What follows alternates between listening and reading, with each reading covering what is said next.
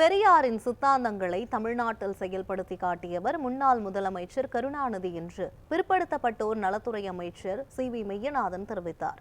மயிலாடுதுறை மாவட்டம் சீர்காழியில் தமிழ்நாடு மாநில சிறுபான்மையினர் ஆணையம் சார்பில் கல்லூரி மாணவ மாணவியருக்கான பேச்சு போட்டி மற்றும் பரிசளிப்பு விழா நடைபெற்றது. மாவட்ட ஆட்சியர் தலைமையில் நடைபெற்ற இந்த விழாவில் பூம்புகார் மற்றும் சீர்காழி சட்டமன்ற உறுப்பினர்கள் கலந்து கொண்டனர்.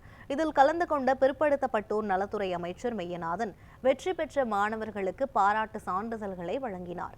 இதையடுத்து பேசிய அமைச்சர், தமிழ்நாட்டின் உரிமையையும் பெருமையையும் பாதுகாக்கும் தலைவராக முதலமைச்சர் ஸ்டாலின் உள்ளதாக தெரிவித்தார்.